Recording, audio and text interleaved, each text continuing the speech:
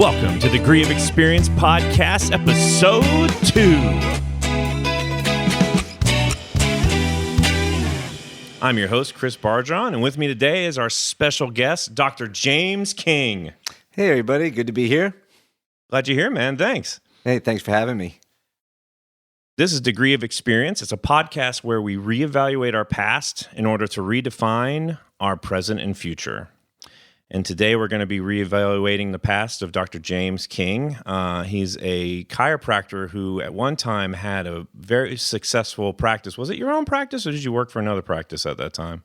I've always worked in other practices, predominantly as an independent contractor. So, okay, kind of my practice within a practice. Gotcha. And he was very successful at one point in his life, financially. But not so much emotionally until the day came when he got into a really bad car accident, broke his neck, went in a coma, and things changed when he came out the other side. And that's really the story he's here to tell. So welcome, Dr. King. Oh, thanks. And I'm really I'm curious to see how it all plays out for me because it's been a while since that's happened. And, it's going to be interesting how it kind of comes back to the surface again. Yeah, it is. It's going to be interesting because this is episode number 2. In the first episode, I thought I was totally prepared. And it was kind of funny as I went kind of sharing stuff. You're like, oh, man, I haven't thought about this in forever, Yeah. But let's start with young James. When you were young and at what point... some people it's elementary school, others some it doesn't even happen until they're an adult. But did you ever hit a point though where you were like, man, when I grow up, this is what I want to be? And what was it? It's funny that you asked me that because from a very young age, I always wanted to be a doctor. It wasn't a chiropractor that I wanted to be when I was a kid. And actually, not only did I want to be a doctor, but I specifically wanted to be a brain surgeon. And I can remember having to do a report in one of my elementary school classes, and it had to do with anatomy, picking a system of the body, and I did a report on the brain, and I can remember distinctly that I didn't just get an A. I got an A+++++. That was a thing? I had 4 pluses after my A. But it was, everybody knew that I wanted to be a doctor from a very young age. And I couldn't tell you exactly the age that I decided that, but it was very young, very young. Okay. So awesome. So that probably then motivated you to do well in school, I imagine through high school and then eventually college. When did you go to college? Was it right after high school? Yes. I started college in 1983. Okay. Graduated high school, and I went straight to college in New York. My first college was Stony Brook University in Long Island, where I started off as a bio major. Oh, okay. Well, why bio? It's a pre-med degree. Okay. So at the time, still, even in college, I thought I was going to be a medical doctor. So one of the most common majors for pre-med was biology. It was either bio or chem, and I wasn't smart enough to be a chem major. So I picked bio, and I like bio better. It added up for me better, easier than chemistry. Okay, I gotcha.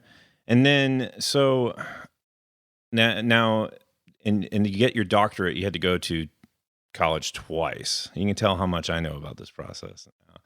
But so did you do both degrees in that school, or did you take a break?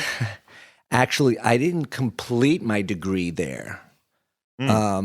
I started off there, and I only went to Stony Brook for 2 years. And I was, my family lived in Florida, so on Christmas break, I went to Florida to be with my family for the holidays. And over the Christmas break, I met a girl, and it basically changed my life. Because I went back to New York to, after the break was over, and I continued this, over the phone relationship with this girl, and went back to Florida to visit her periodically, and decided we wanted to move forward in our relationship. So I basically transferred from Stony Brook to the University of South Florida in Tampa. Oh, okay. So that was my second school. Gotcha. Okay. And you're gonna have to follow close here, because I change a lot through the course of my schooling. It's pretty typical for the mind of an addict that I also was. Oh, okay. Well, I guess since we're touching on that already, when did that begin? When did what begin? I guess use, drinking. Well, I guess my official career. It's a full-time job, man. It was a career. It was. I started drinking officially, and I say officially, at 13. Okay. But it wasn't the first time I had ever had alcohol in my system. Because growing up as a kid, my mother was known to give us alcohol. And I look back on it and realize how wrong it was. But well, like, are you talking like it's New Year's Eve and they let you sip the Chardonnay, or like more than it's that. like, hey, simmer down here. Here's half my beer. Well, my mother, we would go out for dinner, and my mother wasn't an alcoholic, so my mother could drink without impunity. And her favorite drink was Brandy Alexander's. Okay. So it was like a milkshake. So she would get these at dinner, and I remembered. I don't remember when I had my first sip of one, but I remembered I liked them from a very young age, and so every time she would get one with her dinner, I would always ask for a sip. Okay. So it wasn't as if I was like guzzling down brandy, right? But I had. But it's brandy at a young age, though. Just a little, an occasional sip over time. Exactly. Yeah. Exactly. And also, my other exposure with alcohol at a young age was, and this is what I remember, is if we were ever away on vacation, we typically stayed at a Holiday Inn for vacation, and if we ever got sick and she didn't have any medicine to give us. At that time, they would have the little liquor bottles in the hotel rooms. You didn't have to pay for them back then. Now you have to pay $20,000 for a bottle in a hotel room.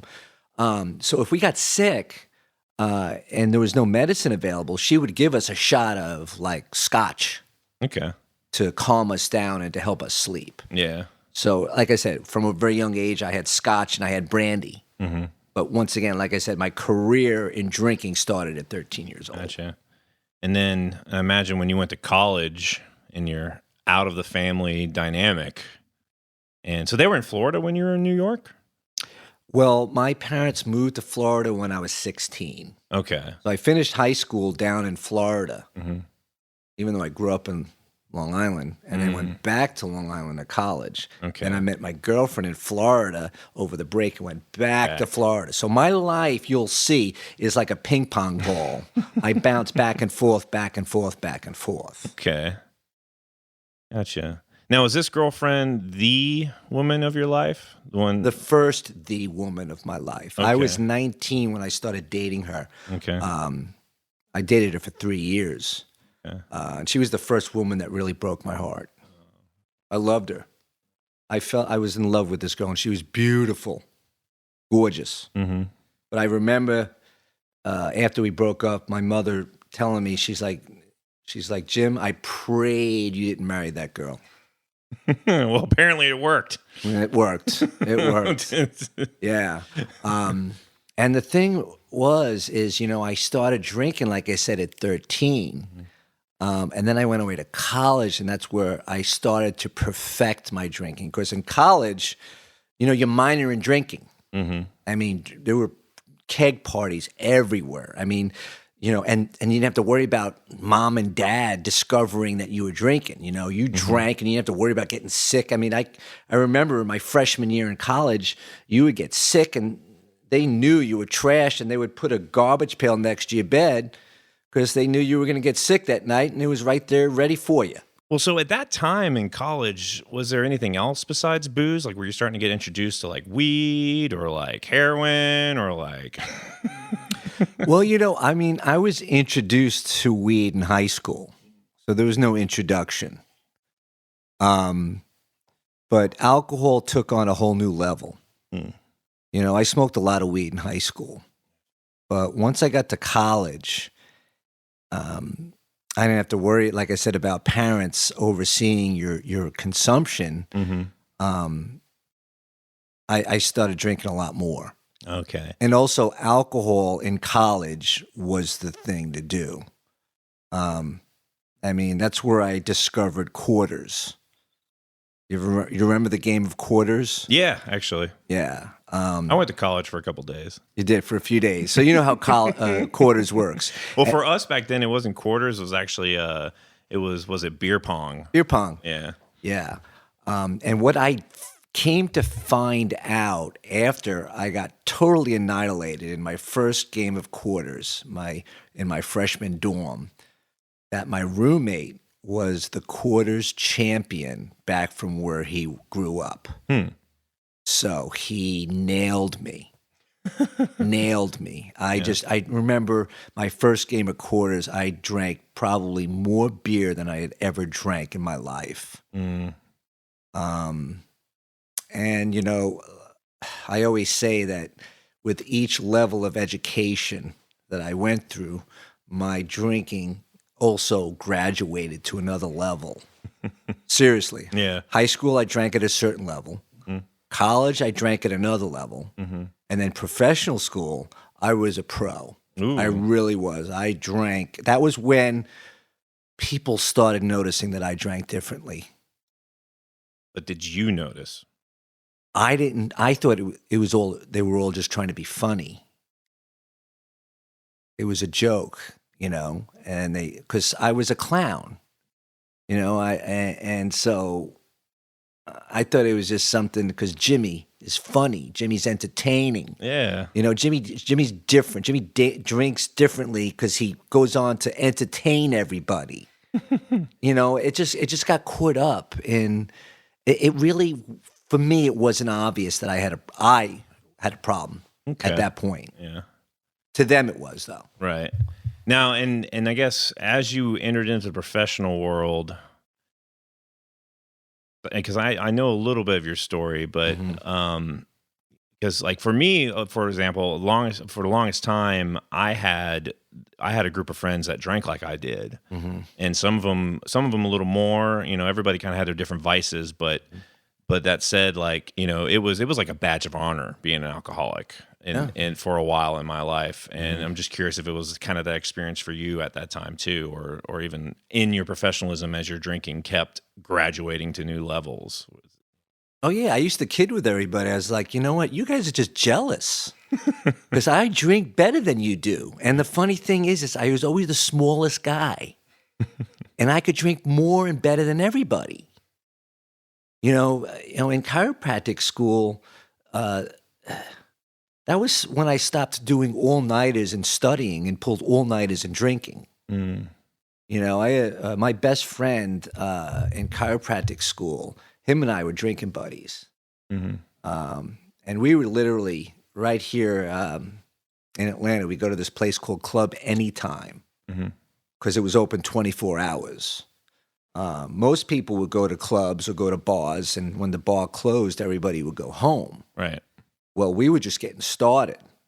We were like, Club Anytime or whatever was open late. If there was a party going on, we continued it typically to the next day. Now with now you said you went to chiropractic school. So what was this? So after you did, at what point did you start going to chiropractic school? At what point did you kind of change gears and think, I want to be a chiropractor? And it's funny you said, the thing of it is too, is I also went to 2 different chiropractic schools. Nice. So another geographical change. And there's a reason. It wasn't because of a girl that I changed schools. I changed colleges because of a girl. I changed chiropractic schools because of a problem related to drinking that got me either asked to leave or get kicked out of the chiropractic school in New York. Okay. But where did chiropractic come into the scenario? We got to back up the story a little bit to when I was in college, and I met the girl that we were talking about, Lisa, when I was home on break, and I transferred from New York to Florida to go to the University of South Florida. Okay. Transferred down here because I wanted to be with Lisa. Yeah. Moved back in with my family. Commuted to college, and so I could be near my girlfriend. And somewhere along those lines, her and I decided that we wanted to eventually get married. I mean, we were getting serious about our relationship. Like I said, I was with her for 3 years, but she didn't want to wait all the time it was going to take for me to go through medical school. So I changed majors because of a girl. I went from a bio major to a finance major. I became a business major. For no other reason than it was something that I thought I could get a decent job with, and it wasn't going to take me 8 to 12 years. Okay. So that I wound up changing to finance at the University of South Florida, and somewhere into my degree, our relationship went south. All right, when your mom was praying for it, yeah. Yeah, somewhere around that. Well, I didn't find out until after it was over. But, it was a very dysfunctional relationship. I was a young kid, who for the first time in his life was in a serious relationship and thought he was, quote, in love. And I focused all my attention on this relationship, and it took away from my studying. I goofed off in school. Believe it or not, while I was with Lisa, I didn't drink much because I was, quote, relatively happy with her. Alcohol had taken a side burner for me because I was not an alcoholic yet. Right. And I was constantly over her house, and her parents, her mother especially, didn't like me because I don't think she saw me as being good enough for her daughter. And for the right reasons, they were probably wondering why I was constantly over their house and I wasn't in the book studying. I mean, I really should have been studying. So it didn't take long for that relationship to go south. I'm not going to bore you with all the details, but oh, thank you. You will, and trust me, you have no idea what you're thanking me for, because really, people would have been, rather watch paint dry. Right. So the relationship ended, Mm-hmm. and it ended. It didn't end pretty. And I caught her with another guy, and it shattered me. It shattered me. And that was where my drinking once again took off to the races. Yeah, because naturally. I had the efforts. Mm-hmm. I was like, screw this, screw women. I went back to hanging out with my buddies and just drinking like there was no tomorrow.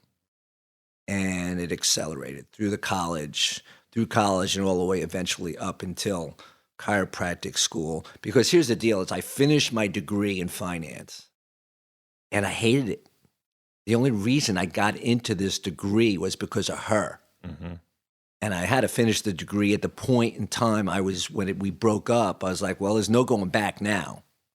So I finished my finance degree, and I got some ridiculous jobs working for like Prudential Insurance, And I'm like, I can't see myself doing this for the rest of my life. Yeah.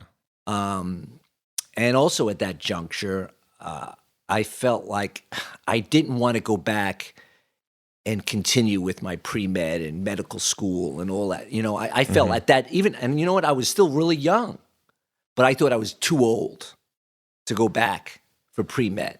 What age are we at right now? Well, I broke up with Lisa broke up with me at 22. Okay. I was 22 years old. I mean, I can relate. I get where you're coming from. It's like, I'm 22. I'm old. Yeah, you're old. I started at 18. I'm 22. My God, 22. I'm almost dead.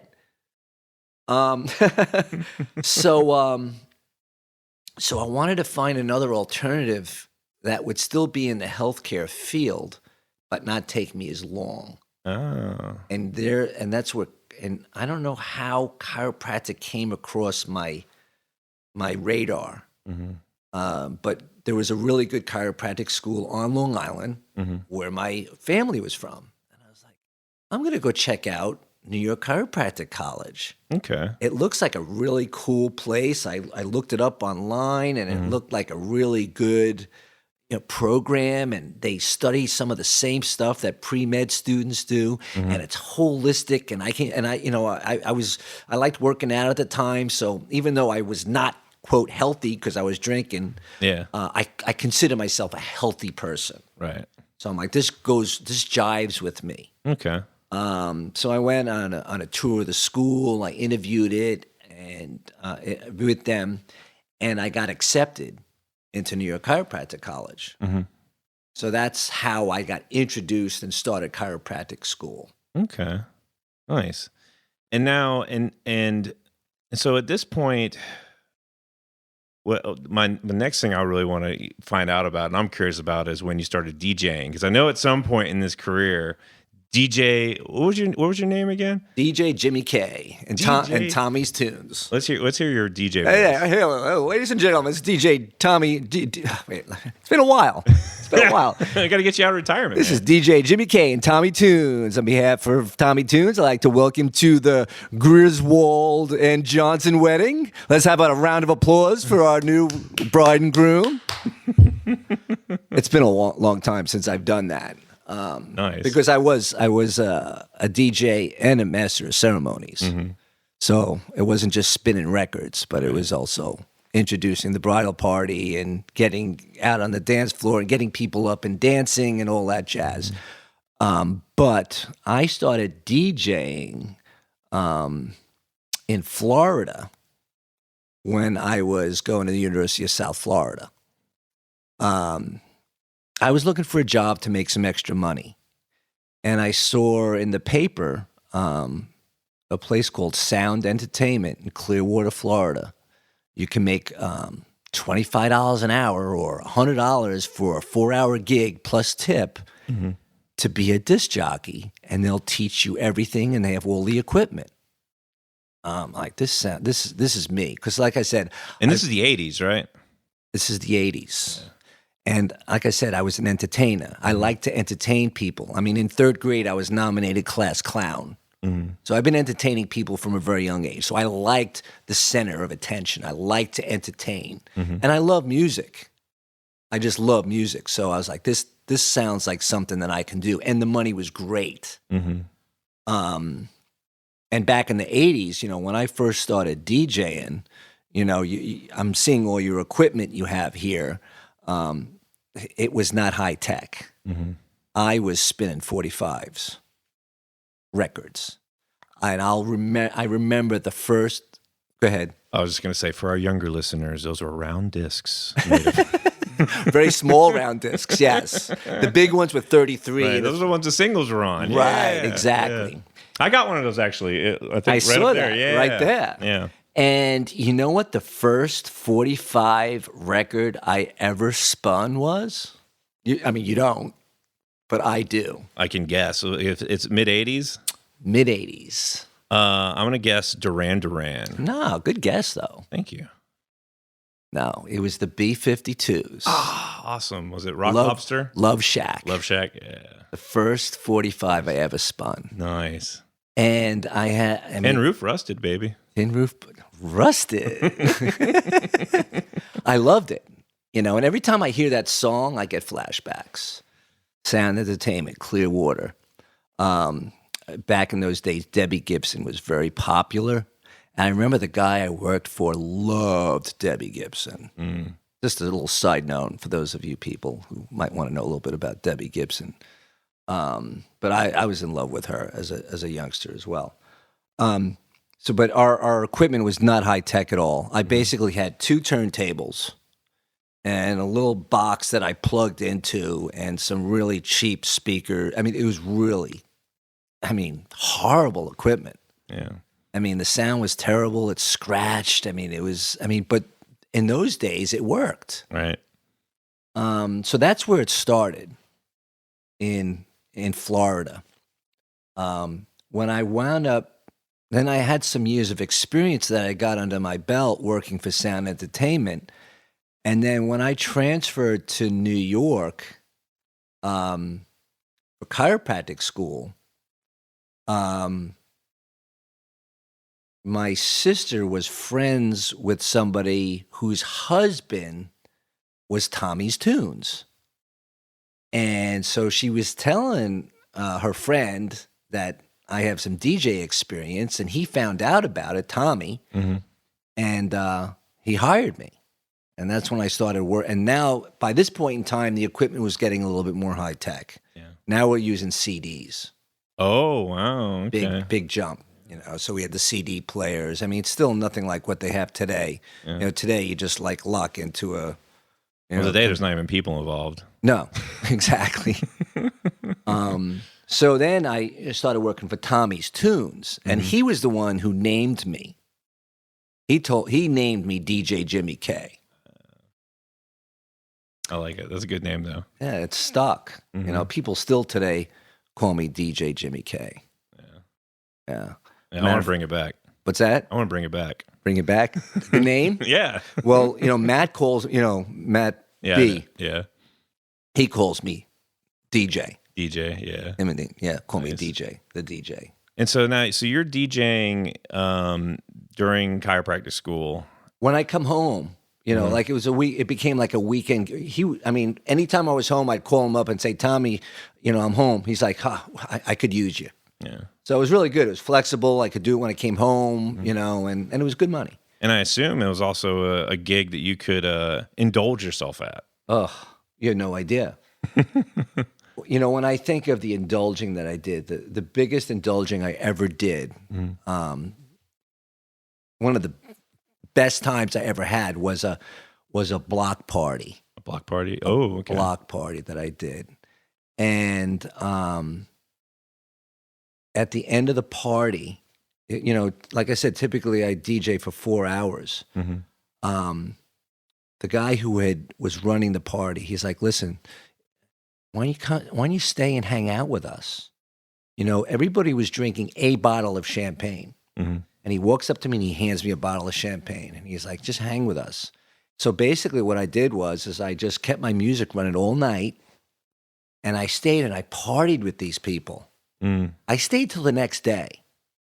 I wound up crashing at their house and sleeping there till the next day with these people that I did a DJ gig for. But yeah, I mean, the moral of that whole story is yes, drinking had become a part of my life.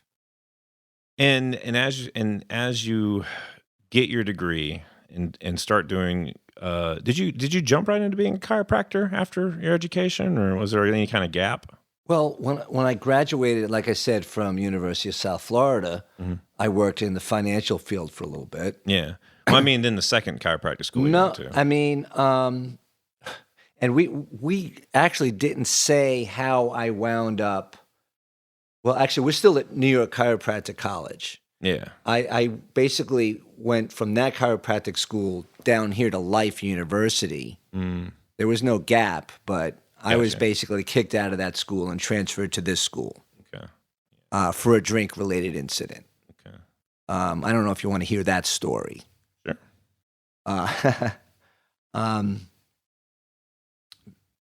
Here's the night where it was all initiated. I was hanging out with another drinking buddy of mine, Troy, and we used to go to this bar called the Wild Duck.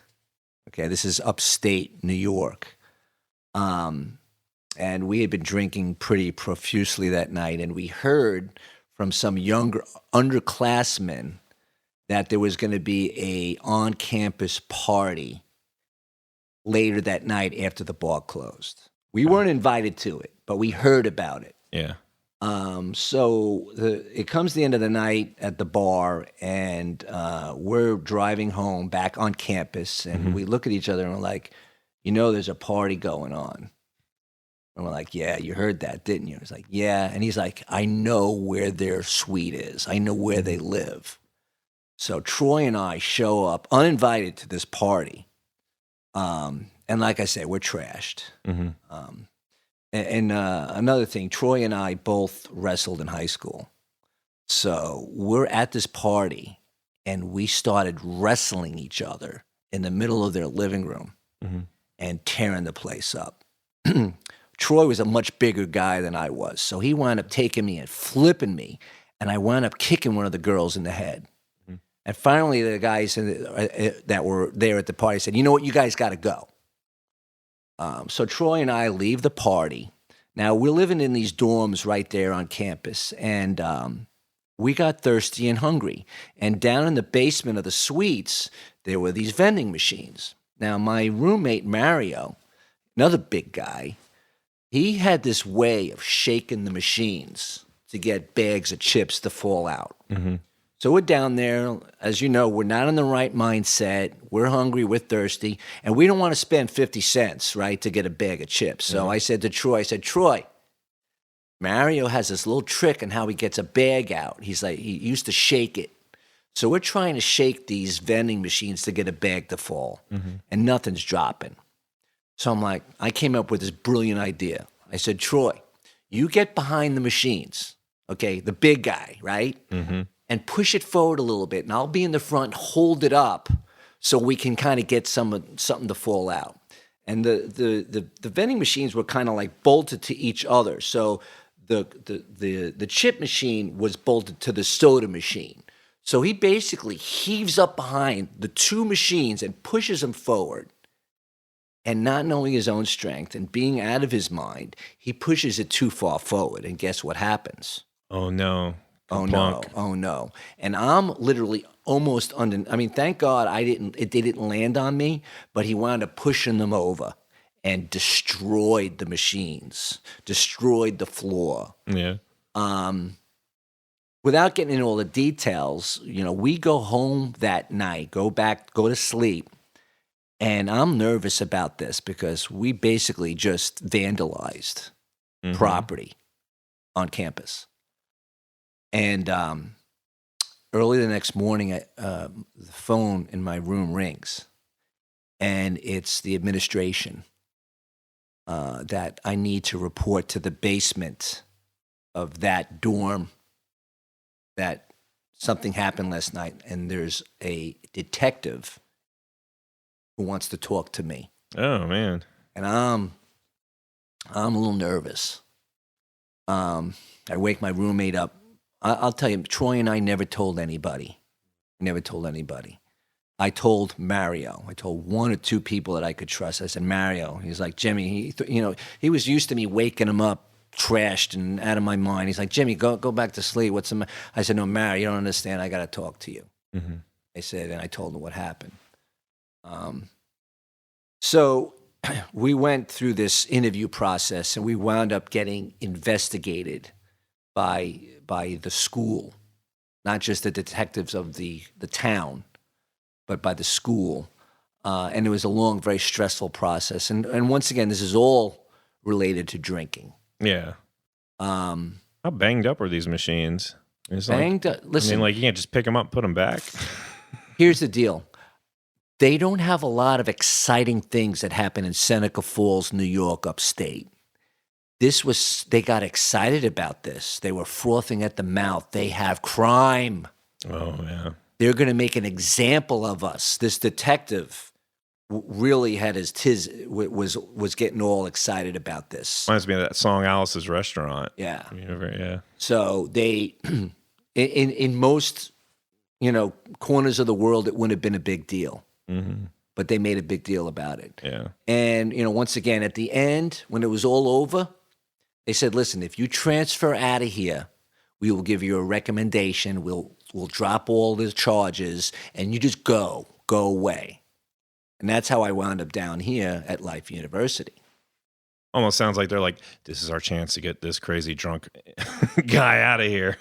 And they just wanted me out. Yeah. And another thing that happened was somebody else other than us broke into the cash box. Oh, someone and took advantage stole of the it. money. Yeah. And you know what? And it wasn't us. Right. But somebody took a bunch of quarters. Mm-hmm. And the reason I say that is at the end of the year, they had a little festival. Mm-hmm. And one of the things at the festival was a dunking booth.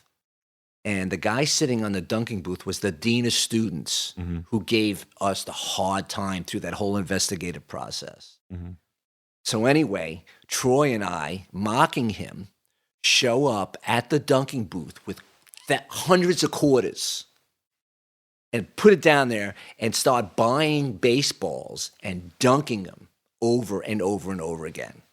Not only did we get to dunk him, but we were like mocking him because they thought we stole all these quarters. Mm. So, but it was dumb, drunk. Yeah. You know. You showed him. Oh yeah, showed him a right. So anyway, so that's what brought me from New York Chiropractic School to here. Okay. And like I said, I was DJing on To and Life off. University in Atlanta, right? Yeah. Then I Okay. came here to Life. Gotcha. Yeah. Yeah. So if that hadn't happened, I wouldn't be sitting here talking to you right now. Now I know at some point, when did you meet, I guess your ex-wife, do you had your children with? Radka. Yeah. Tell me about her. I met her here in Buckhead back in the 90s before Buckhead got leveled and rebuilt. And basically back in those days, it was all bars on every corner and seedy bars. I met her at this place called Pat Hurley's backyard. And she was a nanny. You know, she's from Czech Republic. So she was a nanny. I was with my drinking buddies, and we were out drinking, you know. And she was there with her nanny friends. And yeah, I remember there's two parts of the bar. There was the back part where the DJ was and the dance floor, and where our bartender was. We knew the bartender there. We knew the bouncers there. You know, so we would tip the heck out of the bartender. So it didn't matter if it was 10 rows deep. Joe, Huge, you know, I mean, we had a setup back there. Yeah. But I was the kind of person that once I had a few drinks, that's when I would start scoping the scene out. You see, deep down, I was very insecure. I wasn't confident with girls. I needed alcohol to feel comfortable. So after I had a few, I became I got it all going on, Mr. Smooth. Yeah. You know what I'm saying? The social lubricant. Social lubricant. So I remember that night that I met her. We were at the back bar. We had been drinking a lot, doing shots. You know, I was very buzzed. And I said to my friends, I said, you know what? I'm going to go do a little walk around. The back was that area. The front area was like a patio, like a wraparound porch area where they had usually a live acoustic guitarist. And she was up front listening to the guitarist with her girlfriends. And I remember coming up and I saw the table, and it was all these good-looking young nannies from all different countries. I liked international women. You know, there was a girl from Australia. She was from Czech or from England. You know, they were all different.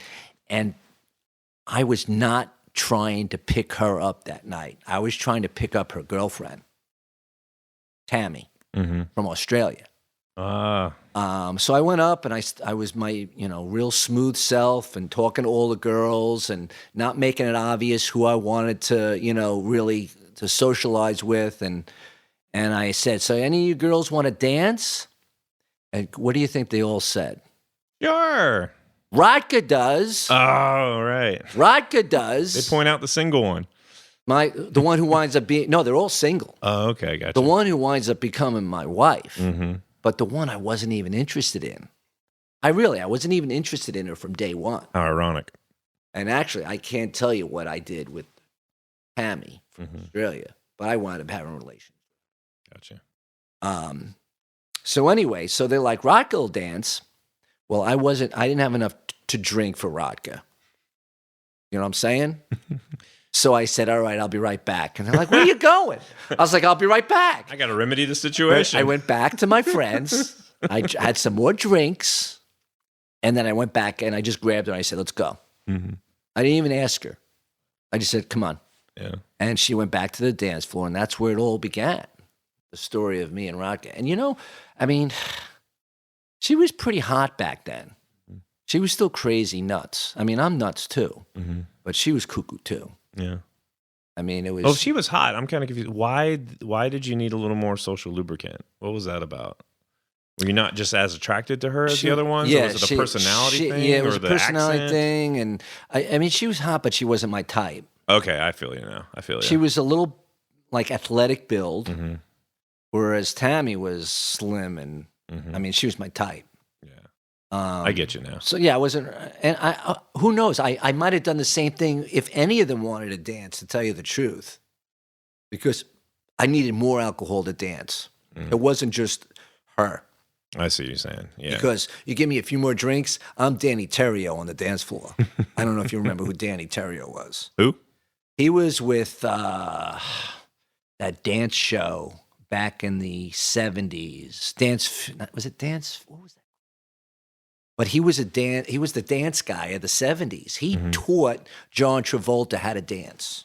Oh. Danny Terrio. Okay. Google it. Yeah. Danny Terrio. And I can't remember the name of the show that he was on, but it was a dance show. I'll see if I'll dig up a picture of him. I'll put it in the chapter put it for in this the chapter. section. Danny Terrio. Yeah. So a few more drinks, I become Danny Terrio. So I went out and went back and had those few more drinks and grabbed her, and I was Danny Terrio. Nice. So that's where it all started. Okay. Well, where did it go? I wound up going out with her again, like almost right after that. I was about ready to go up to New York to see some family. And I said, you want to get together before I go to New York? And she's like, sure. And we went to the American Pie. And I don't know if you remember that place. That was at one point in time, it was the second most popular bar in the country.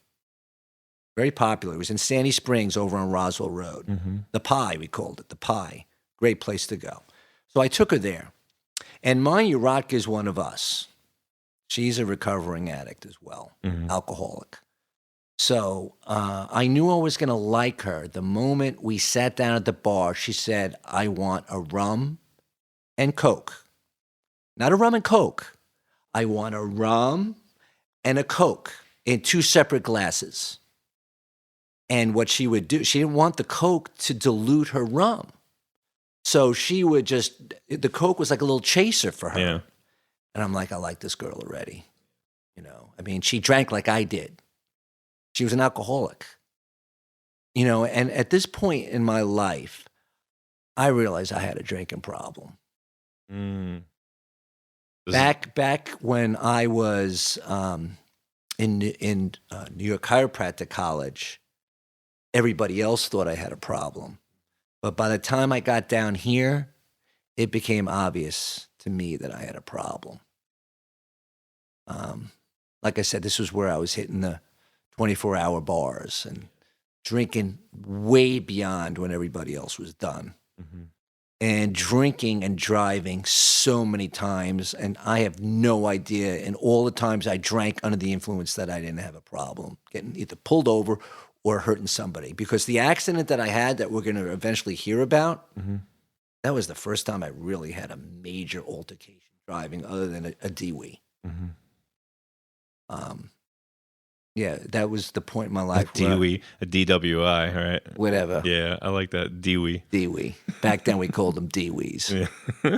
They changed the name a little bit, but same idea. Yeah. But so at this time that you're just now you're starting to get to know her, you're dating, and as you're telling me, you're realizing you have a problem. But is it a problem to you at this stage? Are you starting to get scared of yourself, or is it just sort of like, well, man, shoot, maybe I need to slow down? I mean, was it that simple, or were you starting to get scared yet? I wasn't scared. Okay. I was still having fun. Like I said, I wasn't the trouble didn't start setting in. the obvious trouble. I was getting into minor little scrapes and things, but not like in the later years where I'm gonna die. Yeah. I'm suicidal. I'm doing, I'm jumping out of cars. I'm doing crazy shit. I wasn't doing crazy shit yet. I was driving under the influence, but I didn't see it as a problem. Yeah. I thought I was a great driver. I was really good. I'm really good. I'm really good at driving like this. I'm the DD, guys. The DD, exactly. Mm-hmm. So yeah. So what led to her becoming your wife? Well, we dated like this till I finished chiropractic school here. And I'll be honest with you, I treated her like a piece of crap. I didn't care about her. That girl, Tammy, that was at the bar that night, I wound up sleeping with her and wound up having another relationship with her while I was still with Rodka. But the thing about Rodka, she never went away. She kept coming back. She really loved me. She still does, I think, to this day. She just would never go away, as bad as I treated her. And every time we would go out and drinking, I not ever physical, but emotionally abusive to her. We would be out and I'd disappear and I'd be hitting on, I would buy, and I'd leave her and I would go picking up girls somewhere else, wherever we were. I did that for a long time. And then when I graduated chiropractic school down here, I decided I was going to go back to New York to practice where my family was. And it's another chance for me to say bye-bye to her. Bye, see ya, I'm out of here. And packed up, got my U-Haul, went to New York. I told her, yeah, I'll send for you. And at that time, I had no thought of doing that. Right. But I went to New York, I got a job, and the bottom line was, a good drunk like me doesn't pick up women very well. I was not successful with women because alcohol was my love. And a lot of times I would just go out by myself because I didn't want to go hang out with people. It wasn't about the social. I wanted to go and get drunk and find women. And the thing of it is the only way for me to find women was I needed to drink to get comfortable doing it. And by the time I got to the point comfortable doing it, I was a sloppy mess and nobody wanted to be with me. So this was the repeat cycle for me over and over again. And I found myself all alone up in New York. And the first thought that came to my mind was, Rodka will put up with my crap. And I sent for her. I was like, come, I want to be with you now. And so she comes up to New York. We get an apartment on Long Island. And at this point, she says to me, like, listen, you've put me through all this hell. At least help me out and help me get my green card.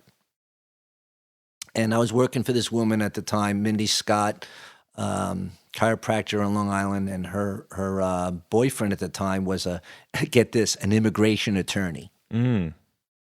How convenient. How convenient. And so I'm throwing this by Mindy, and I'm like, Rodka thinks I should marry her, and I almost feel like I should, she's done all this for me. She's put up with my crap. She's still here. She shows, I told her, come. She came. I can't get a dog to come, okay? She came. She's like, you know what, why don't you talk to Joel about it? Joel's her boyfriend. So Rodka and I go, this is like a business proposition. This is not a marriage. And we go and we're talking to Joel, and he's like, listen, guys, it's not a big deal, okay? You get married 2 years, you stay together, you establish this, you get it annulled, you go your separate ways. We're like, all right, I owe this to her. So we wind up getting married in a justice of the peace's house. He's like 150 years old. I still can remember what the house smelled like. It was like old as Methuselah. and he calls up his next door neighbor as a witness. So our wedding is in street clothes in this old retired judge's house with the next door neighbor as a witness. And the next thing you know is we're pronouncing us man and wife. And we're like, we're fucking married? Can I say that? Do you have to bleep that out? Oh, no, you're good. Okay. Bleep, bleep, bleep. We're marked as explicit. Okay, good. So we're fucking married? You know? Yeah. You know, and he's like, yeah, go down to the courthouse and get your documents. And we're married. Yeah. Now, I wish I could say that that's as deep as it got. Yeah. And you'll know what I'm getting at when I tell you what happens next. She's supposed to be on birth control. All right. This wasn't a matter of building a family and having kids. It was a business contract to help her get her green card because I felt like I owed her. Right. Thought I was doing the right thing, the gentleman thing to do. Oh, yeah, you're a total gentleman. Yeah, exactly. Wink, wink, nod, nod. So you know what happens next. She gets pregnant. And I'm like, what? I remember coming home from work that day, and she's like, I'm pregnant. What do you mean you're pregnant? You're supposed to be on birth control. You know, because that's always successful. Yeah, you know, and she's denied it going down like this. She'll if she was to talk to you, she would probably give you a different story. Right. But anyway, it's, you know, so so when I found this out as a good, you know, alcoholic, I said to myself, it's time for a geographical change. I didn't sign up for this bullshit.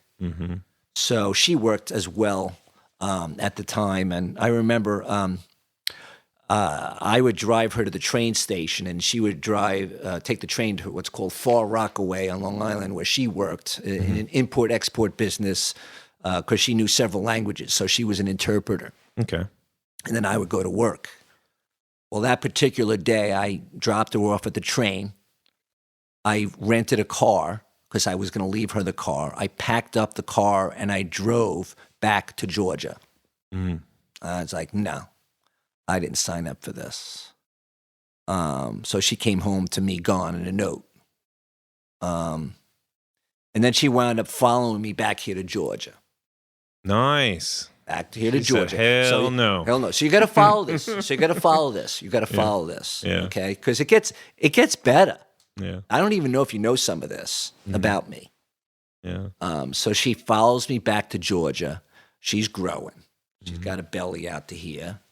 And, you know, she gets her job back for the family that she was a nanny with and goes and lives with them. And I'm living with my buddy Bosco, who was my drinking buddy from chiropractic school. And I moved back in with him. Okay.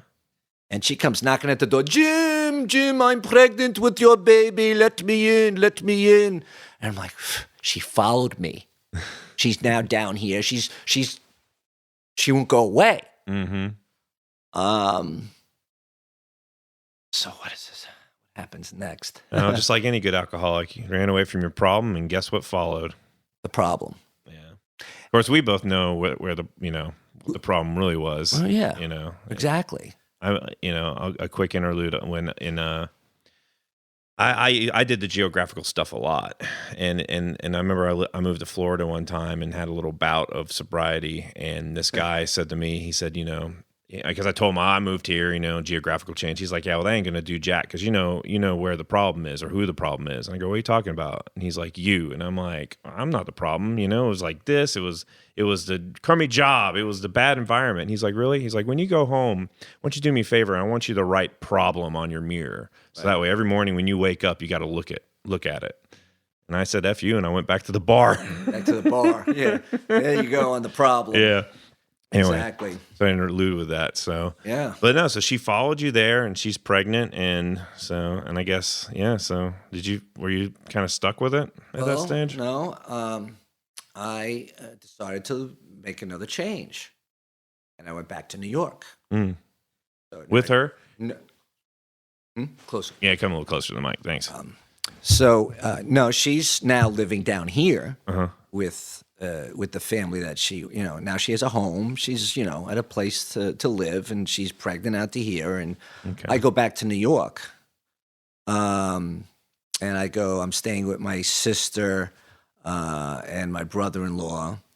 And I started work. Let me think. It gets real foggy here.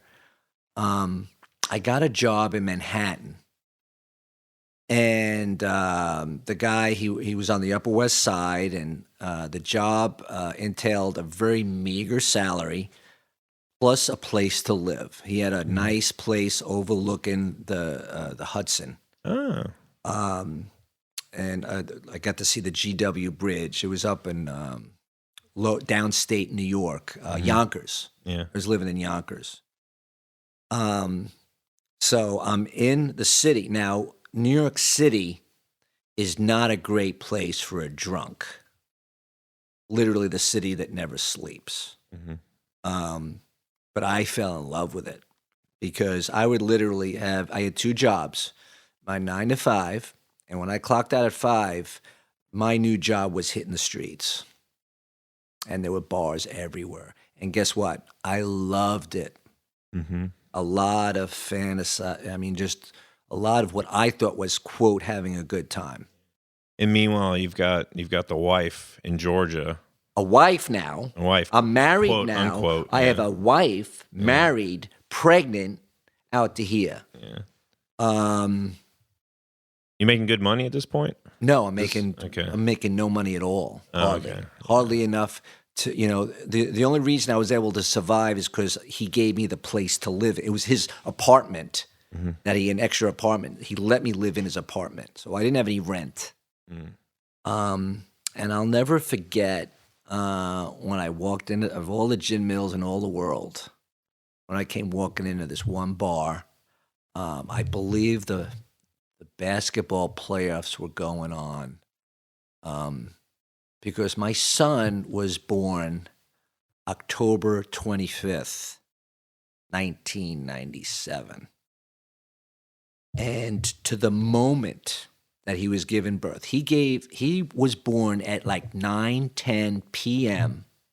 on October 25th of 1997. And the reason I know it so specifically, the time, is because I was sent a picture in the delivery room when he was born, and the clock on the wall said 10 after 9. To that moment, I was meeting Liz, and you're about to find out who Liz is. But I met this girl named Liz in a bar that night, who I wound up having a year relationship with in New York City. Now, I don't know which to tackle first with this relationship, but let me first by saying the first time I went to Georgia. I'm sorry, that's me. No, you're good. I made a noise. Yeah. I'm a little audiophile That's over my here. oops. That's my oops. Yeah, it happens. I went to Georgia to see Jacob for the first time. Now, when I first laid eyes on this boy, I fell in love. How long after he was born did you get down to see him? I don't remember exactly, but it wasn't too long after. Okay, it wasn't long. It wasn't like it was like months or something. No. He was a baby. Okay. And I'll be honest with you, it was the first time in my life that somebody was more important to me than me. He changed my perspective. Even though I went on drinking and went on disease for many, many years beyond that, the shift and the change in my mental dynamic of there is something more important in this world. And for you at that time, especially as an alcoholic, because just the selfishness that exists in that, it's all about satisfying yourself. It's all about me. I mean, I loved earlier when we kind of alluded to, I never thought of it like this way, but your real relationship was with alcohol. And, and even the single woman you were dating, it was kind of the affair with alcohol, hence why you treated her so poorly, Oh yeah. But then your son is born and you suddenly get that first taste of, I guess humility, we could call it. You know? It was when God really started working in my life. Mm. You know, I mean, I've always had a relationship with God. I grew up Catholic. I've eventually became Baptist, and now I'm non-denominational. But whatever. The bottom line is, I've always had a relationship with my higher power. But this was the first time in my life, where I saw Him do something beautiful for me. Because up until that point in time, I was pissed at God. Mm-hmm. I could remember coming out of bars in New York City, trashed out of my gourd, yelling at the top of my lungs, "Fuck you, God," with my middle fingers up. Yeah. And the thing of it is in New York City, nobody freaking looks twice at that because I fit right in all the other nuts and crazies up there. Mm-hmm. I was so angry at God because my whole life, I mean, even as a kid, I was angry at God. I just didn't feel like I fit in. I always felt like that square peg trying to fit in a round hole. And, alcohol became my solution, But even with the alcohol, the alcohol stopped working. I was miserable. Couldn't live with it, couldn't live without it. That jumping off, I don't know if that was my jumping off point, but, Jacob just was a godsend for me. And at that point, Rock and I had decided we were going to try to work on things. That she was going to come up to New York to live with me, with Jacob. Now, she didn't know about Liz. Because here's another tricky part of my relationship with Liz. It's another day it's hard to forget. Is St. Patrick's Day. Mm-hmm. St. Patrick's Day of, I guess it would be 98. If Jacob was born 97. Basically, the day started off at Liz's apartment, which was on the Upper West Side on 86th Street. Mm-hmm. We started off with a drink that we really liked called Bloody Caesars. It's like a Bloody Mary, except instead of tomato juice, it's clamato juice. And you use like a celery salt rim, and it's, delicious. Mm-hmm. But anyway, the moral of this is that we started drinking real early. And we hopped on the express subway. This express train in that area was the 2 and the 3. Mm-hmm. So we hopped on the 2 or the 3 express all the way up to Bronx. We go to this Irish pub. Liz knows the owner of the bar. Mm-hmm. I won't get into all the details of what happened at that bar, but as always, and especially on St. Patrick's Day, I'm drinking a lot. And I always like to shoot pool. And when I drink a certain amount, I'm really good at it. Yeah. So I'm shooting pool, and I befriend these guys. And they're all speaking with Irish brogues. Mm. I come to find out later that they were Irish mob. I wish I had known this earlier on. So anyway, I had this ability of becoming the most sensational person in the room when I drank a certain amount, and I'm buying drinks for everybody, and I'm becoming, quote, friends with these guys. Yeah. And Liz is another one I really didn't care for, and she was just, I thought, was a drinking buddy. But Liz liked me, and, I had relations with her. So I'm hanging out with these guys, and one of the guys, I guess, has a liking for Liz. So he says to me, he's like, what's the deal with you and her? I'm like, oh, yeah, no, we're just friends. I'm like, you like her? I said, go ahead. Yeah. She's all yours. So I guess the guy winds up hitting on her, and she tells him that she's with me. Mm. So it pissed him off. He thought I was just messing with him. So out of nowhere, somewhere during the course of the night, he looks at me and he's like, I don't like you. And I'm like, don't like me? Everybody loves me. How could you not like me? So what do? I got so offended by it that I freaking spit on him. I heaved up a big old and spit him on him. Not only did I hit him, and even pre-COVID, that was pretty unacceptable. It was not. And not only did I hit him, but I hit the biggest guy's girlfriend.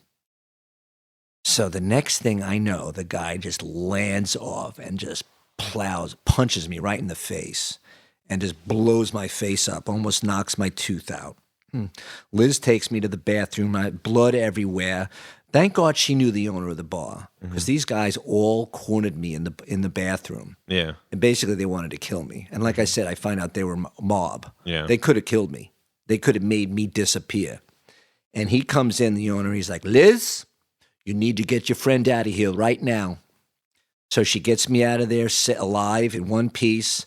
That night, we go back to Liz's place, and where we proceeded to conceive Alex.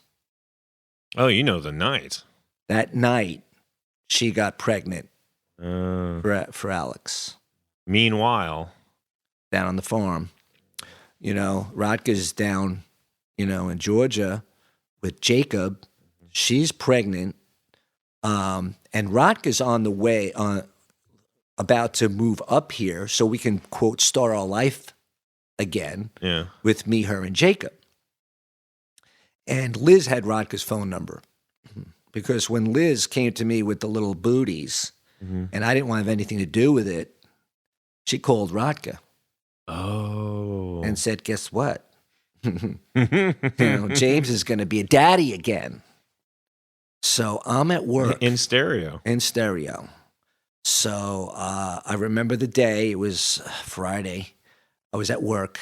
And my secretary says, your wife's on the phone. And I'm like, I'm busy right now. She's like, no, she sounds like she needs to talk to you. It sounds urgent. So I'm like, all right, I get, hey, what's going on?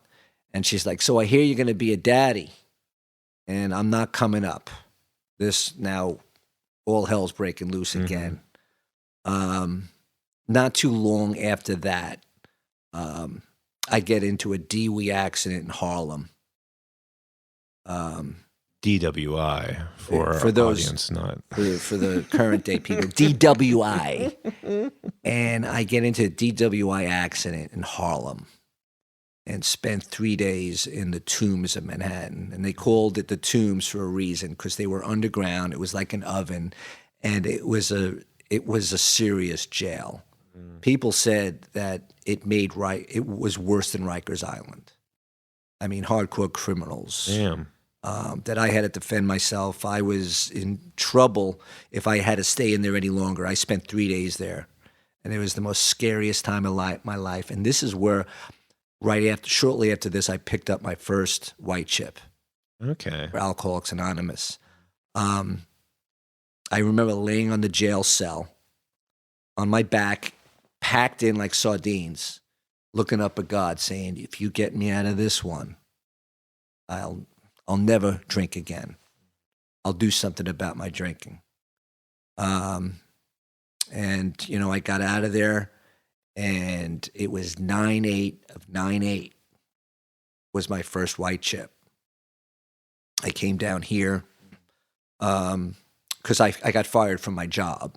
I lost my job in New York. Not that it was a great job anyway, but it got me out of New York. I needed to leave New York. I'm sure after experiencing the Tombs. Horrible. And like I said, New York is not a good place for a using drunk, because it's on every corner. And I loved it. It was where I thought I belonged. But anyway, so I got fired. Rotka was willing to take me back in, at some point in time. So I came back down here. What a woman. She loved me. I can't say I'm not anything great. I don't know what she sees in me. But I came down here, and I remembered interviewing for my first really successful job. I didn't have a car, and I remember it took me a lot to get to the interview. I had to take like a bus and a train and this and that. And I had to finagle my way around to get to Buckhead. Well, that's a jarring change in itself. Like, I mean, going from New York, where you don't need a car, right, to come into. I mean, is this Atlanta or is this like the suburbs?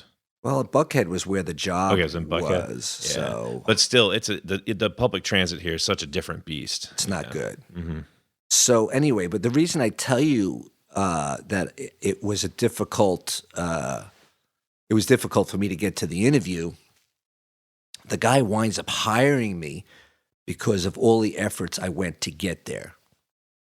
He's like, I had it narrowed down to you and one other guy. Mhm. And I said, the reason I hired you over him is because I saw you had what it takes to be successful at this. Devotion. Devotion, hard work. You did what it took to get here. I remember the bus missed my stop, and it was already on 85 on the and I had to make the bus stop on 85 to let me off because I missed my stop. And I'm running. It's like hot out. It's the middle of the day. I'm in a suit. I got a briefcase, and I'm running up 85 to get to my interview. And I show up late, and I'm sweating. I look like heck. And I'm like, I'm really sorry I'm late. I look like heck, and this is what happened. Mhm. But anyway, I got the job. And it was the first job that I really started doing well at. He wound up signing for me for my first house. Mhm. I had a beautiful house. And this is where, me and Raka started a family. Jacob was already with us. And we wound up having 5 kids. Whoa. Whoa. Whoa. We went from 1 to 5. I finally figured out how it worked. But you know what? There was a lot of bumps in the road amongst those 5. I left twice during that time. I left her 2 times again because I didn't want to be in this marriage. Mhm. And drinking was still a part of my story. And I would go and I would leave. And Wait. You mean that first white chip didn't stick? Yeah, it's funny, isn't it? Yeah, it didn't stick. I managed 3 years. Okay. That's actually pretty good, I feel, for a first attempt. That was still to this day, it's the longest recovery time I've ever had. Mhm. Right now, I'm approaching 2.5 years. Nice. But there's a big difference between that recovery and this recovery. Right. And we'll get into that. Yeah. But it was my first time in recovery. And I put 3 years together at that time. Mhm. But ever since that 3 years up until this recovery time, Mhm. I've been white chipping it the whole way. In and out, in and out, in and out, in and out for decades. I mean, my oldest son is 24 now, and I have 2.5 years. So 20 years of in and out. And, we had 5 kids, and, that job I maintained for a good period of time. It was a solid 6-figure job for me. 6 figures. Yeah. Dang. A solid 6 figures. And, we had the nice house, and we had 2 cars in the garage, and we were in a swim tennis community, and we were part of our church, and, the kids were in all our activities, and I was model dad, and I was sober more than I wasn't.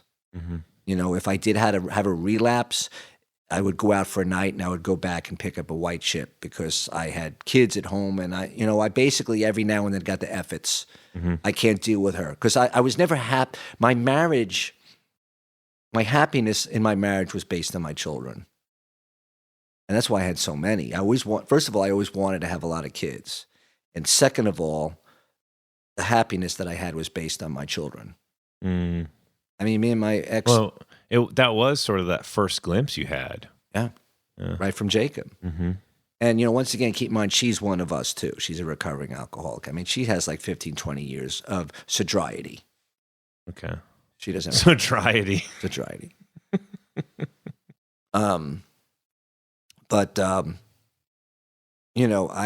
was miserable. Miserable. And I kept having more kids because I thought that was my solution to my unhappiness because the kids were my happiness. Mm. And, there came a point in time, after having 5 kids and at a job that I was doing really well at, another job, because I had several of really good jobs doing the same type of thing, making the same type of money, but just different opportunities that availed themselves. Mm-hmm. But I remember being at one practice and showing up every day miserable, and everybody would say to me, "Why are you staying?" I'm like, "How can I leave 5 kids?"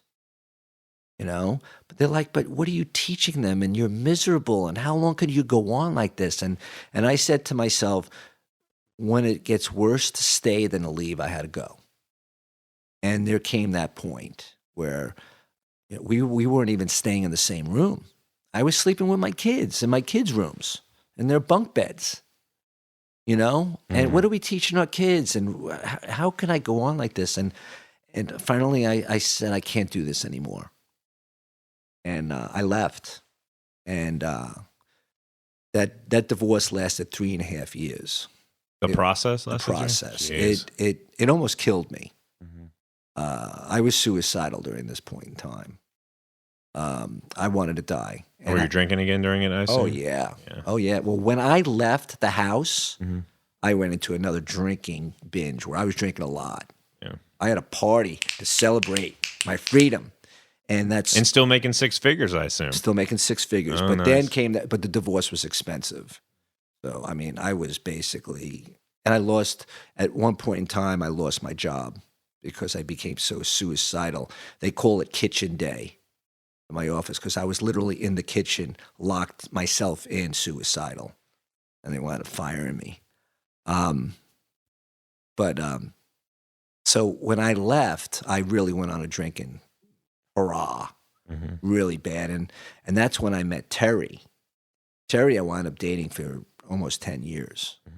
Another drunk, another one of us. And that was a real violent, drunk, real highs and real lows relationship.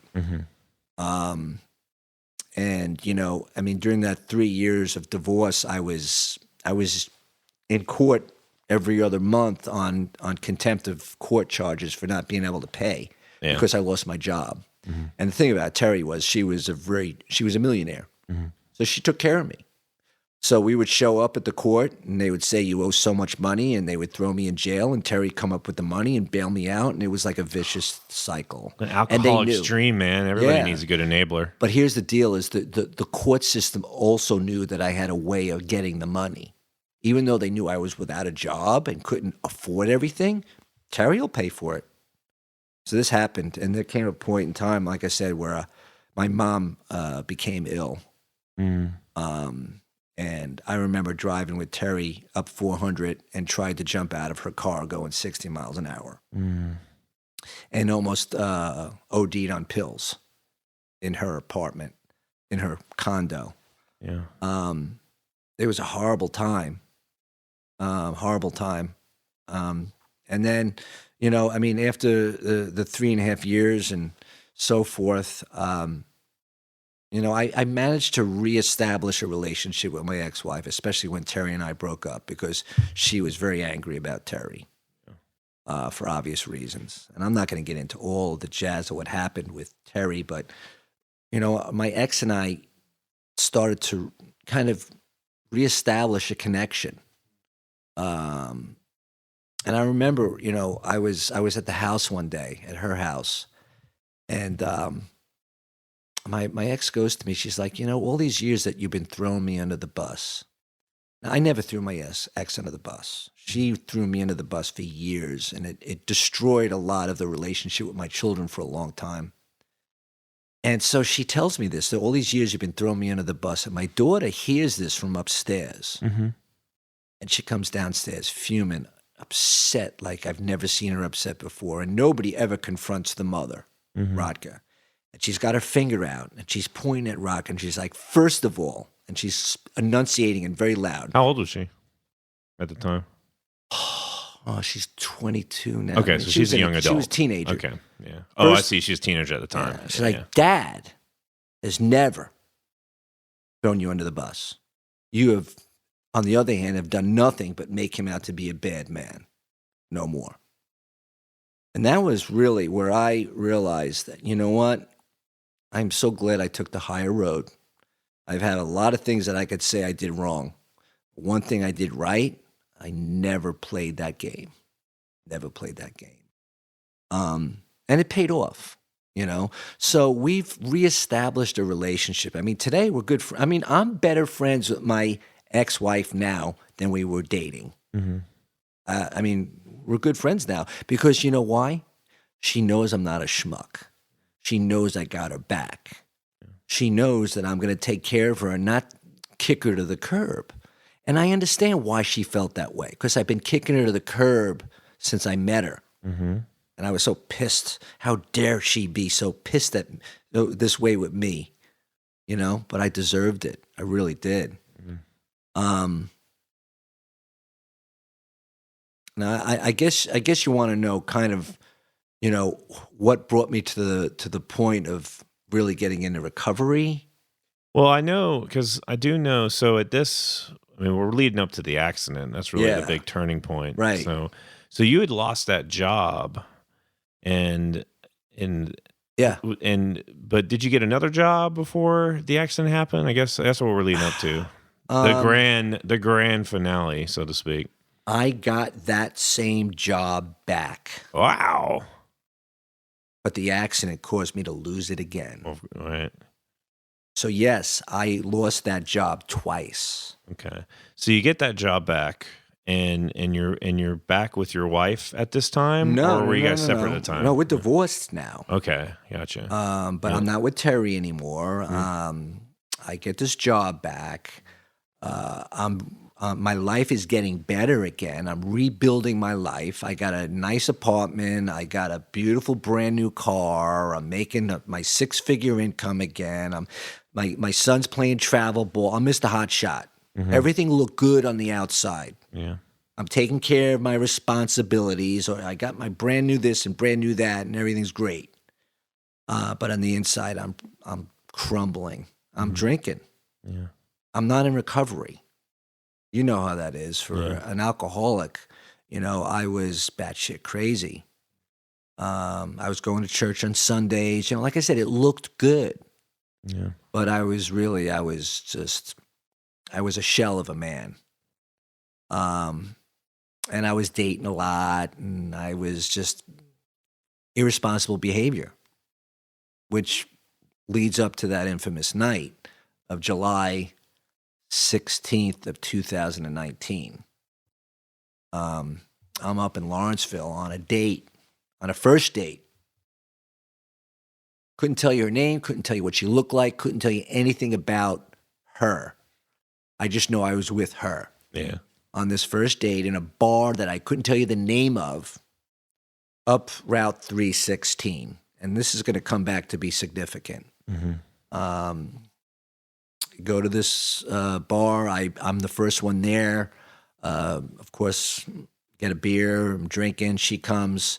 There's pool tables. There's sports. There's my perfect kind of place. There's sports screens on. There's pool tables. They got card games going. This is like, wow, everything a good drunken addict needs and wants. So she gets there, and she suggests we start doing shots. Now, it's not bad enough that she suggests shots, but she suggests shots of the drink that probably couldn't have been any more damaging for me, and it was tequila. Ooh. Yeah. Now, that used to be my drink, and I used to be able to drink a lot of it, and we used to do body shots, whatever they called it. So she wanted to start doing shots of tequila. I drank a lot that night. No wonder you don't remember her name. I don't remember anything. I don't remember leaving that bar. I don't remember leaving that night. I got in my brand new Camaro, which was a very fast car. I had no business behind the wheel that night. And I tell you, by the grace, I am so lucky I didn't die. I didn't kill anybody. I'm so lucky she wasn't in the car with me. Very possible. I take chicks home on the first date a lot. I was anyway, not now, but was. Yeah. And I managed to get in my car that night, driving down 316 from Lawrenceville. I lived in Duluth. I lived and worked in Duluth. Okay. And 316, I don't know if you're familiar with that part of town, but as it comes to the end, it becomes 85. And there's 85 south, and then there's 85 north, which hairpin turns north. And then there's my exit, which is in the middle of Pleasant Hill Road. And that exit in the middle is a long straightaway that goes for about a mile or two before you hit Pleasant Hill Road to make that right. So in my mind that night, I was coming down 316 and I was on the exit for Pleasant Hill Road, long straightaway. Well, I wasn't on the exit for Pleasant Hill Road. I was this far over. I missed it literally by this much. I was on the exit ramp for 85 North. And that was the one that did basically a U. A hairpin turn. Yeah. So I'm thinking I'm on a straightaway where I'm on a dead end on a hairpin that goes off the road into uneven embankment that if I had kept going, I would have wound up on 85. Yeah. And I literally, obviously, went flying off the road. I mean, banged into nowhere. All the airbags deployed. The whole car got totaled. I did wind up breaking my neck. Let alone dead. I very well should have been paralyzed. I broke my neck in 3 places. I have metal from most of my neck. So anyway, I go off the road, total it. And I come to after my head's getting banged into nowhere.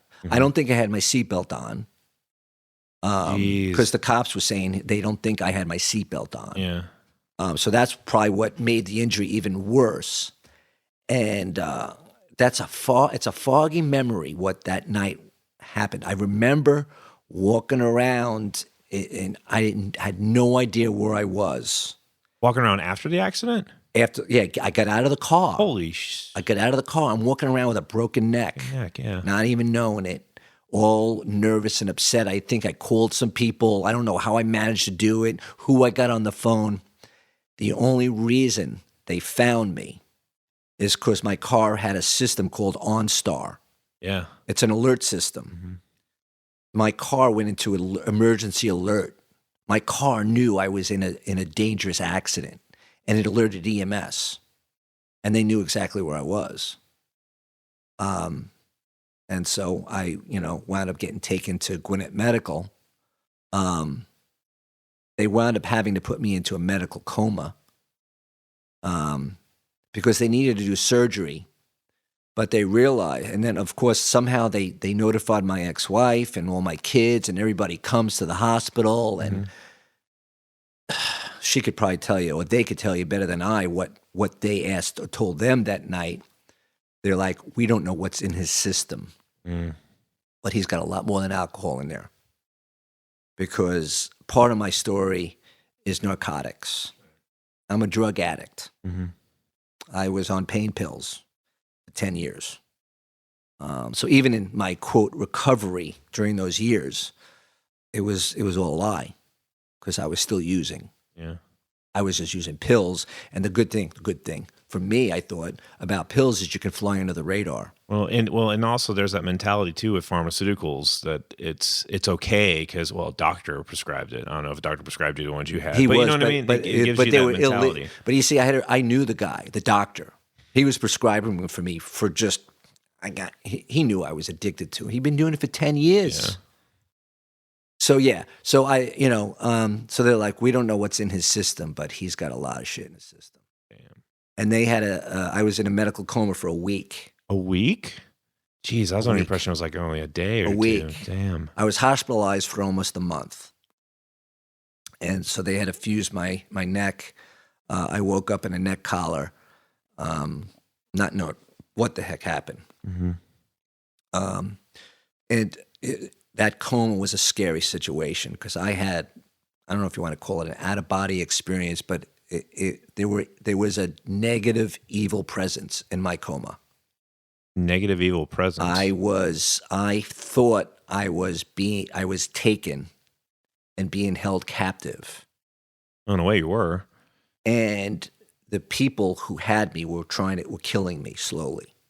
And what I didn't realize was I was being fed this gelatinous stuff while I was out in my coma. That was how I was being fed. Right.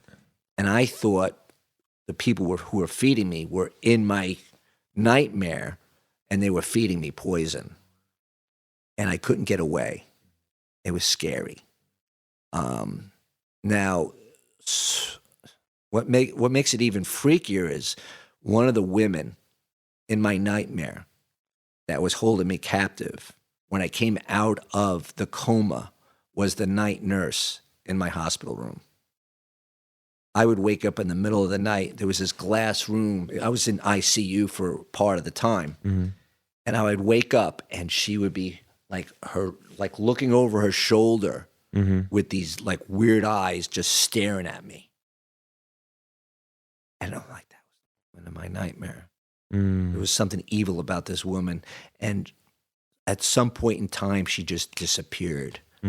She wasn't there anymore. And I'm just, did she really exist or not?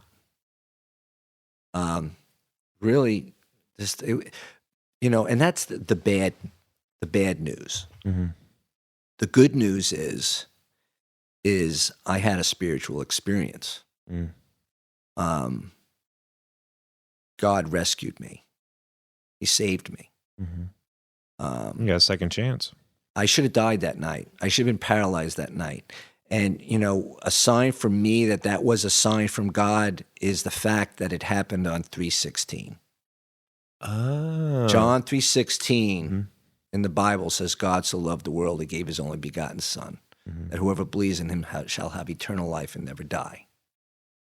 And that was a sign from him to me saying, I saved you. And I've never had the obsession to drink since. It's not just the fact that I have an honest recovery program today, that I'm doing all the right things, that I go to meetings, that I have a sponsees, I'm working with a sponsor, I'm doing all the things we're supposed to do. Yeah. I'm not doing this because I have this obsession to drink. I do this because I have to deal with the problem of James. That's my recovery today, is dealing with the character defects and my inventory, my amends and all that. I don't have any desire to drink, and I can't explain it because I've wanted to drink since I was 13. It's never stopped. This is the first time in my life I just don't want, I never wake up wanting to drink or use. But that says a lot, that you had that blessing, of having that obsession lifted, but yet you still recognize that, there's more to it than that, that it's not, because you take the alcohol away, what really changes, you're still dealing with your emotional stuff. Yeah. There's still this, the alcohol's but a symptom, Yeah, exactly. Yeah. And so you had to work on James. Yeah. And I just, they say, we're all, we're some of us are given the opportunity to have a testimonial to glorify him. To say, you know what, I didn't do this. This was an experience in my life, of my own, and for the people that I can share it with, that there is a God. He's real.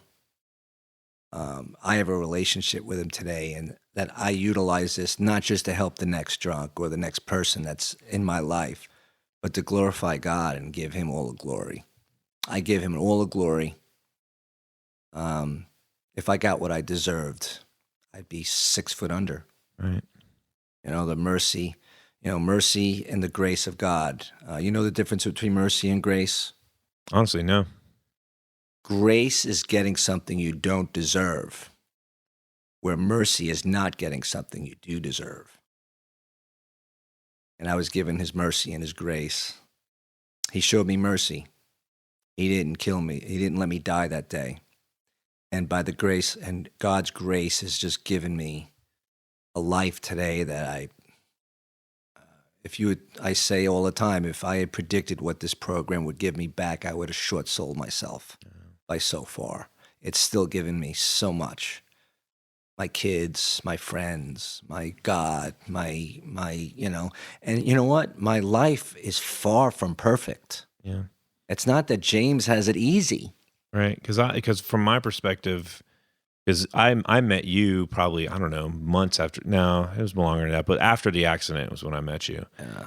And you were still rough. You were still wearing a neck brace at that time. Was that in Navalco? Yeah, that was that. Navalco. Yeah. Yeah. Yeah, it was when you came into that. And but I do remember hearing, the again, the dramatic change, because not only what you had internally but externally, right? Like you went from the Camaro to the beat up car with the missing window. Yeah. You're struggling financially, but at the same time, you also were very focused on your relationship with your family, with your kids. And I love my kids, you know. I've from the moment that Jacob came into my sight, Mm-hmm.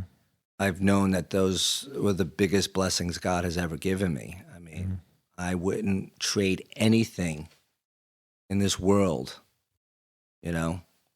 No amount of money, no thing, no materialistic thing, no earthly thing Mm-hmm.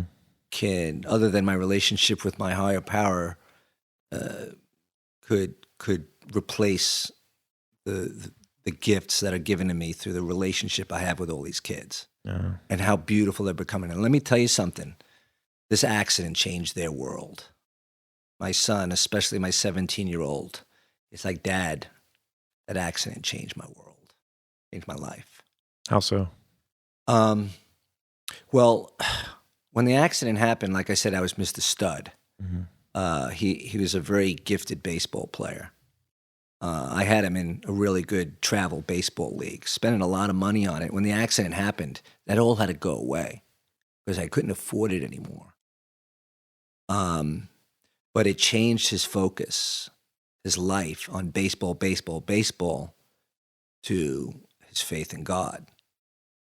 Oh, so your children sort of gained a faith as well. Oh, yeah. Interesting. Oh, yeah. My kids, especially 3.5 out of the 5, their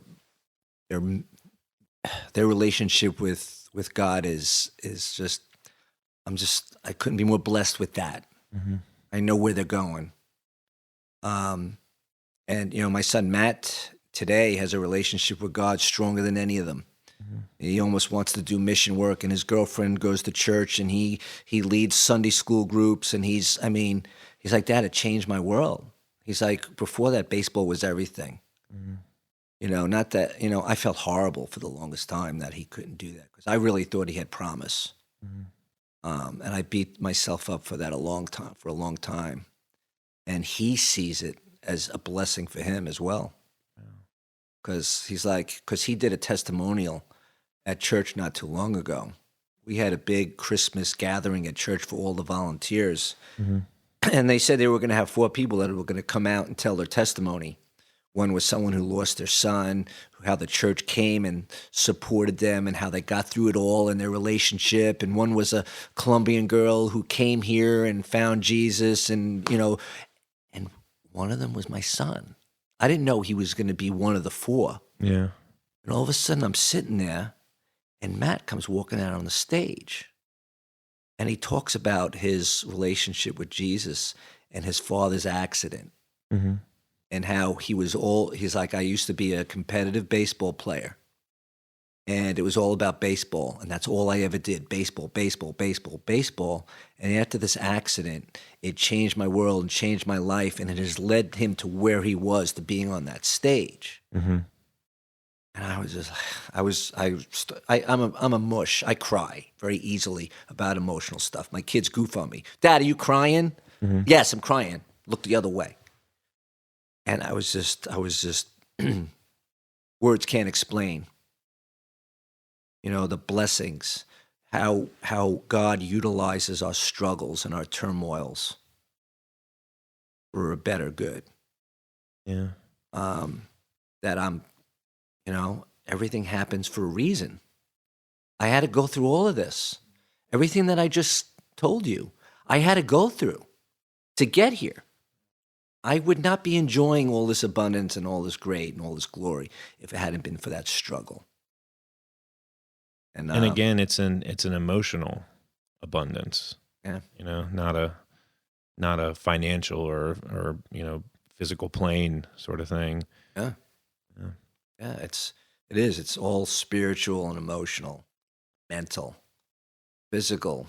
I mean, even, you know, my health is, you know, not only did I break my neck, but I have a torn labrum in my left shoulder, which they didn't operate on because it wasn't an emergency. Yeah. The only reason I got the neck operated on was emergency surgery. But I live with... They were focused on saving your life. Yeah. Yeah. But I have shoulder problems today. I have no health insurance, so it's a $45,000, $50,000 operation that I need on my shoulder that I still haven't gotten done because I can't afford it. Yeah. So I live with shoulder problems. And I have numbness in my fingers from the injury, from the neck and all of that. But, you know, it's pennies. Yeah. It's pennies. It's nothing. The small price that I had to pay to the bigger, to the bigger glory, the bigger great, you know. And like I said, you know, I'm things are happening in my life today that I told you about the car that someone just gifted me. Yeah, before the podcast. You because you had this beat. What kind of car was it you had? It was before? a 2005 Yukon with no shocks, with a busted out window, with a door a front door that didn't work. I had to get in the car through the passenger door because my door was busted. That's right. I mean, it was a horrible car. I mean, I was grateful to have a car, but I tell you, it just I drove that thing for 2 years. And then I'm just getting myself in a financial position again to be able to go get a car. And I get a call from someone in the program that she wants to her and her husband want to gift me their daughter's 2012 Volkswagen Jetta because they're buying her a new car. And they gave it to me. A blessing. It's a gift, you know. I mean, and just these are the types of things, you know. And I'm very active in my church, and I just, you know, the only thing that's missing in my life is the love of my life. I'll be honest with you. I'm still looking for Mrs. Right. Yeah. As much as I care for my ex-wife, I never loved her. Never loved her, and I'm still looking for the love of my life. Yeah. And I work very hard at it,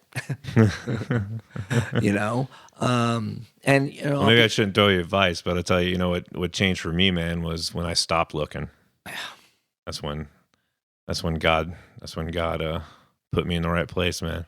Yeah. But, you know, I'm afraid to stop because I'm 56. Yeah, I can understand that. You know, I mean, also, you know, you got to, you know, they talk about the guy who asked for help when he was drowning. He's like, I threw you a buoy, I threw you a boat, I gave you all the signs and you did nothing with it. You know, God just expects you to do things. You can't just sit back and say, all right, God's going to make this happen. Right. God's going to put her in my life, but I've got to look for her. Yeah. You got to take action, of course. I'm taking action. And I realize, you know what? And I'll be honest with you, I get angry at God still. I was like, come on. When? Why isn't, I thought this was going to be the one and this is going to be the one. And, you know, I mean, I got a date tomorrow. I got a date Saturday. I got a date next week. And, you know, and they all look promising. And next week I'm going to say, you know what? They all, yeah. But, you know, I guess when God's ready or thinks I'm ready, she's going to appear. Yeah. I just hope it's before I'm 90 years old. You know? Yeah. It'll come. It'll come. I mean, that's cool though. I think that's a great sign of a real relationship. I mean, whether it's with your divinity or with another person, the ability to be real. I mean, no relationship is totally. You know, it's funny because I mean, in my spirituality, I'm not big on the personification of God, but in my struggles of embracing sort of a spiritual path of recovery, I had started learning about things and trying it out, and I guess the point to bring up towards is I heard this pastor at one of the rehabs I was in. He basically was teaching us like, hey, it's okay to yell at God because it shows you care and it shows that you really trust him, and right. You know, and he kind of digs that. So like, don't be afraid to be real with him. He knows what's going on. Let him have it. Exactly. He's, you know, he wants that. And so, and sometimes like when I get super mad, I do what you're saying. I vent, and then I'll tell people about it later, and they give you that look of people that are religious, at least, you know, give you that look of like, you said what to God? You called him what? Are you?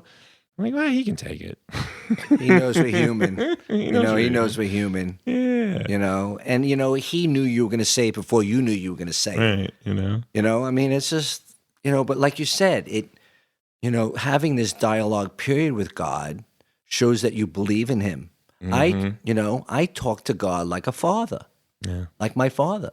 And you know what? Even with our earthly fathers, parents, we get mad at them. We get angry at them. We have discussions with them. You know, I get angry at God because I know he's there. Yeah. Not only do I know he's there, but I know he hears me. Yeah.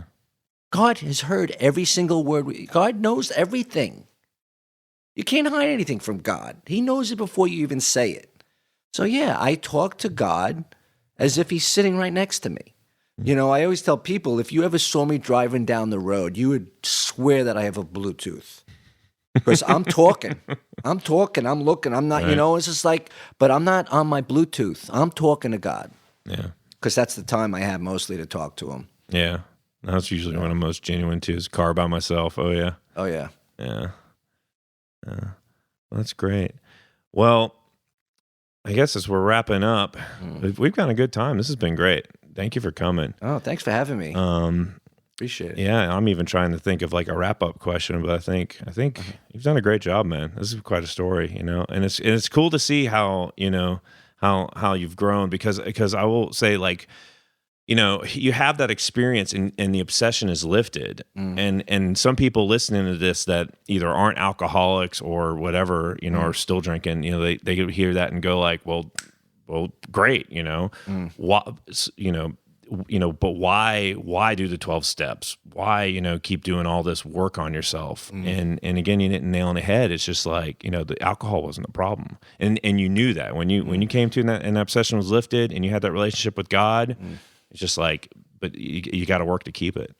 And it's cool to see that, you know, for those that don't know James, he's in it and he does the work and he helps others. So thanks, man. It's an honor to have you here. Well, thanks for having me, man. You know, I had one of the best moderators I could have, you know. But I appreciate you inviting me to do this because I've told my story in my share of meetings, but I'll be honest with you, that's the first time I've ever had such a thorough story. I've never told my story so thoroughly from the beginning to the end. So thanks for letting me do this because I tell you, it was really special for me as well. Yeah. Well, it's an honor, man. Thank you for coming. Appreciate Thanks, Chris. it. Appreciate you, man. Peace. Thank you for listening to Degree of Experience. And we're going to take a moment here to thank our executive producers for episode 2. First on the list is Martha Bargeron, who sent in $50. And she has a note here. It says, "Love, Mom." Thank you so much, Mom. Appreciate the support. And next on the list, we've got Josh Chen, who sent us $1. He's going to be our final executive producer. Again, this is a real credit. You receive it for the individual episode. You can put it on IMDb. You can put it on your LinkedIn profile as an executive producer of a genuine media production. The Degree of Experience podcast will back you up. Just reach out to us. You can reach out to me at chris@bargeron.life. Also come to our podcast website. It's degreeofexperience.com. And again, if you would like to be an executive producer of this podcast, all you got to do is just head over to value.degreeofexperience.com. Any donation at this point will earn you a credit of executive producership. Again, this is a Value for Value podcast. We just ask if you received any value from this show, please send it back to us with your time, your talent, or your treasure. Your time, you can spend it giving us a good review on your podcast app, or you can share us in your social media or help spread the word to your friends. We could really use some good word of mouth right now. You can also donate your talent. Anyone that's an artist would love to get maybe some suggestions or artwork for episode art or even a new logo. And then finally, your treasure. Again, if you got any value, put a number on it and send it to us at value.degreeofexperience.com. Again, thank you all for listening. Coming up next episode, Sir Puck returns, and him and I have a discussion about college and life with or without it. And coming up in this episode, I've got an In the Show mix for you all. It's another old piece of mine from about a decade ago called Karma Effort. I hope you all enjoy, and we'll see you all back here for episode 3 of Degree of Experience.